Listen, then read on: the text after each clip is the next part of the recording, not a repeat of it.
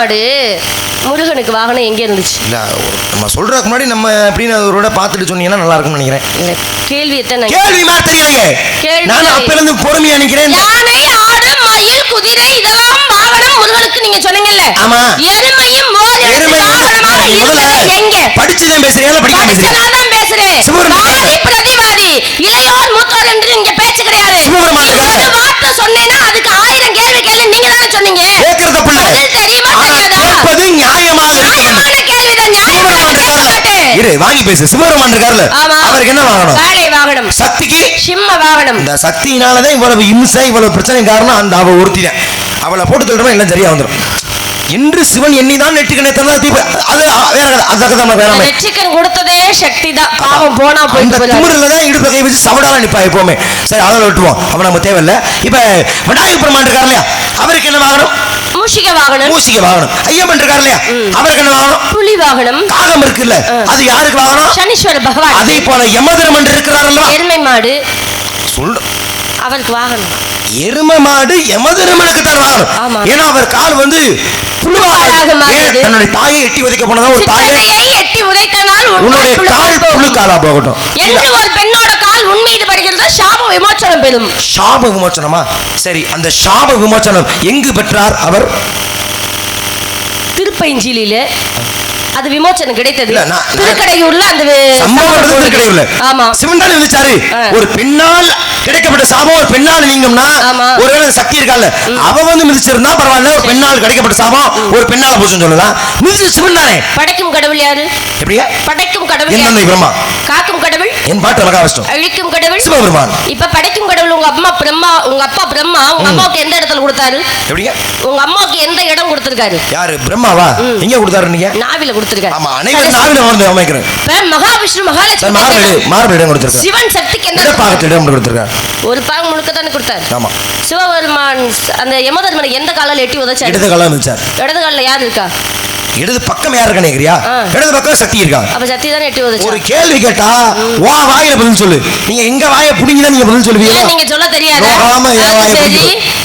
அங்கே இடப்பாகம் கொடுத்தனால சக்தியாகப்பட்டவள் எட்டி உதைத்தனால் புழுக்காலும் மாறி காலனையே காலால் எட்டி உதைத்தான் சிவபெருமான் என்று சொன்னார்கள். நான் கேட்ட கேள்விக்கு என்ன சொல்லணும் சுவாமி? நான் கேட்ட கேள்விக்கு பதில் சொல்லல சுவாமி. இது மாதிரி இடப்பாகத்துல சக்தி இருக்காங்க. இது சக்தி இடப்பாகத்துல அவர் மிதிச்சார். அதெல்லாம் சக்தி மிதிச்ச அர்த்தம் ஜாமீனா முடிஞ்சு போச்சு. இவர் எங்கே கொடுத்திருக்கிறார்? இவர் எந்த காலில் மிதித்தார்? பெரிய புலவர் நம்ம பெரிய இவங்க மட்டும் புலவர். சரி, இப்ப அது மாதிரி எங்க காது வரைக்கும் பேசல இனிச்சது நான் பேசல. போய் சொல்றியம்மா. வள்ளின்ற கதாபாத்திரத்துல ஒரு வார்த்தை தரக்குறவா பேசாத ஒரே ஆள் யாருன்னா நான் மட்டும்தாம்மா. சொல்லிக்கிட்டாங்கல்ல, தெரிஞ்சுக்கிட்டே நீங்க பேசலாமா? சரி, இப்ப எருமை மாடு ஒருவருக்கு வாகனம் என்று தாங்கள் கூறுகின்றீர்கள். எங்கே? அப்படித்தானே வள்ளி நாயகம். எங்கே? அதுதான் முதல் சிறப்பு. எங்கே? இந்த கிளவி இருக்கால, இந்த கிளவிக்கு வர திமிரு அதிகமாகி போச்சு. இந்த கிளவி கதையை கூறுவது தங்களிடம் தானே வள்ளி நாயகம். நீங்களே ஏதோ இடையில ஒரு அரக்கேன் திமிரோடு கதை தானே சொன்னீங்க. நானும் கதையை சொல்லலாம், தவறு இல்லையா? சொல்லுங்க. இந்த கிழவின்ற அவ்வைக்கு ஆணவம் அதிகமாகிவிட்டது. தன்னுடைய தமிழ் மீது அளப்பரிய பற்று அளப்பரிய சிறப்பு இருக்கின்ற பொழுது நாம் யாரை மதிக்க வேண்டும்னு ஒரு ஆணவம் அவ்வைன்ற அந்த கிழவிக்கு. முருகன் பார்த்தாரு, ஏண்டி உனக்கு இவ்வளவு திறமை அவர் நினைச்சாரா? இதெல்லாம் பேச்சுக்கு அதிகமா இல்ல வள்ளி நாயகம் மீறி பேசுவதில்லை. இப்ப நீங்க மரியாதை இருக்க வேண்டுமா? அந்த அது நீ மரியாதை குறைவு எடுத்துக்காத. பழனிக்கு போற எப்படி வேண்டுவ நீ? அட முருகா முருகா ஏண்டா இதுக்கு அட முருகான்னு போட்டா முருகன் வந்து வாடா, அது அர்த்தம் கிடையாது. தன்னுடைய பக்தியின் இணைப்பினால் இது அன்பின் வெளிப்பாடு. உனக்கு ஞானத்தை கொடுத்ததுன்னா நீ இவ்வளவு திமிரு கொண்டு இருக்கேடி. இன்னைக்கு இல்ல என்னைக்காச்சும் உன்னை திமிர சக்கையை நான் உரிக்கல, என் பேரை மாத்திக்கிறேன் அப்படின்ற மாதிரி முருகப்பெருமான் ஒரு எண்ணம் கொண்டு வந்தார். கதையிலே எண்ணம் கொண்டு என்ன வர்றாரு? அவை பேடி வர்றா. எங்க நீங்க சொன்னீங்க 6வது படிவீடாக பழமொழி சொல்லி அங்கே வருகின்ற பொழுது அங்கே முருகன் வர்றார். இது கதை எல்லாரும் இருந்தீங்க. முருகன் ஆடுமைக்கு சொன்ன வர்றாரு. அவை பேடி வர்றா, களைப்பா வர்றா. என்ன பாட்டி ரொம்ப களைப்பா இருக்கீங்களே, உணவு இருந்துக்கிறீங்களா? பழம் சாப்பிடுறீங்களா? சரிப்பா பழம் சாப்பிடு. பழத்தை உளுப்பி விடவா? சரிப்பா உளுத்திப்பு. உனக்கு என்ன பழம் வேணும்? சுட்ட பழம் வேண்டுமா? பெரிய கதமா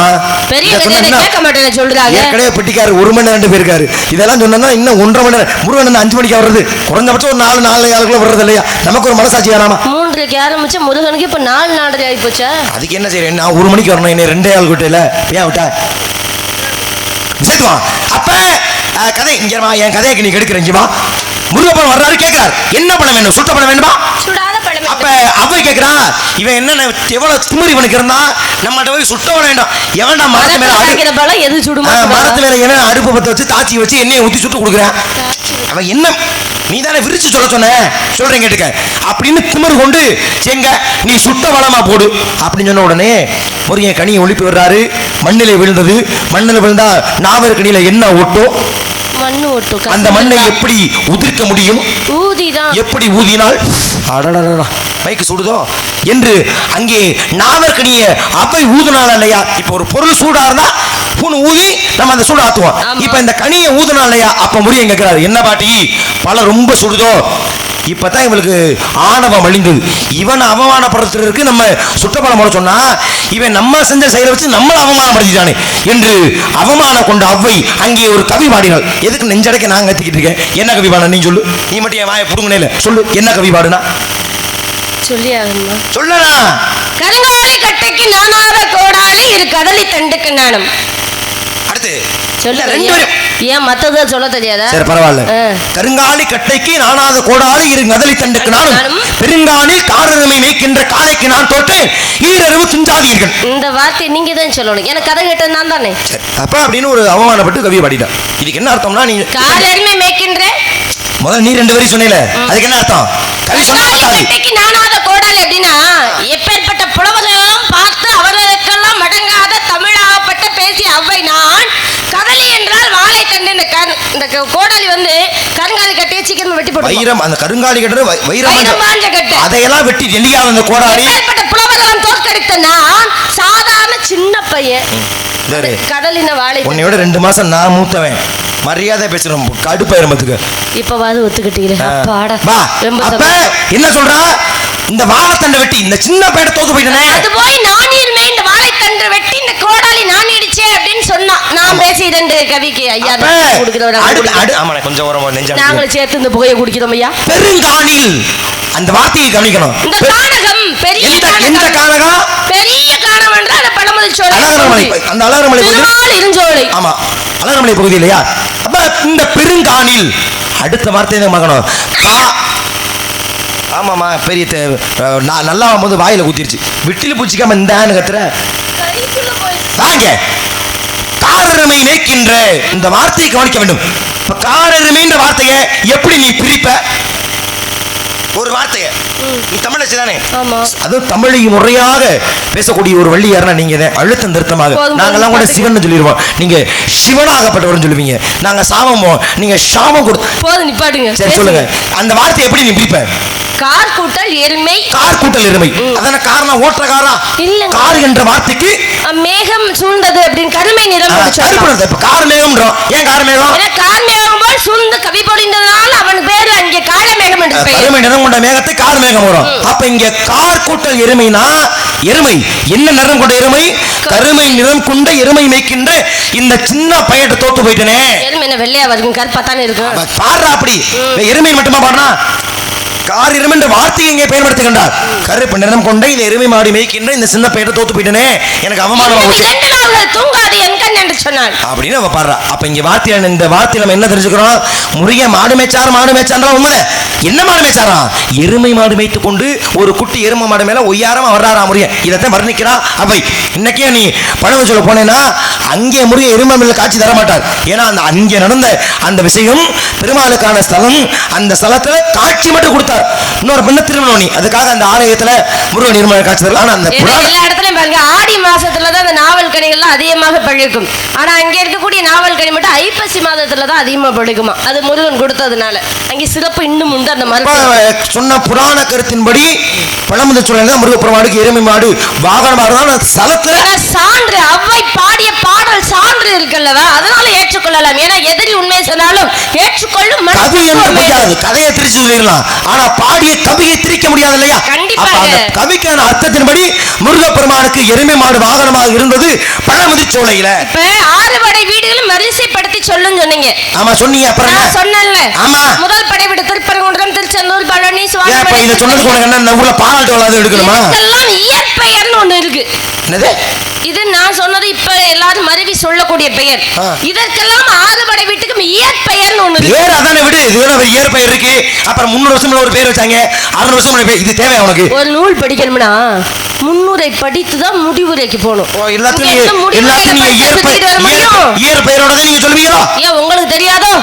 என்ன உனக்கு பேரு? இப்ப தெரியுமா? தெரியாது. ரொம்ப அமைதியான ஆளு மாதிரி இருந்த, ஆனா இப்ப கொஞ்சம் கொஞ்சமா உன் கிருத்துவம் அதிகமாயிட்டு போகுது வள்ளிநாயகம். அதுக்காக எல்லா நேரம் பணியிறவனும் தப்புங்க, குனியிறவனும் தப்புங்க. நியாயமா சொன்னா நானும் ஒத்துக்கிட்டேன். 6 படி அப்புறம் நானும் நியாயமா தான் கேட்கிறேன். 6 படி வீடுகளை கேட்டீங்க, நான் பதில் சொன்னேன். அதுக்கு இயற்பெயர் என்ன சொல்லுங்க?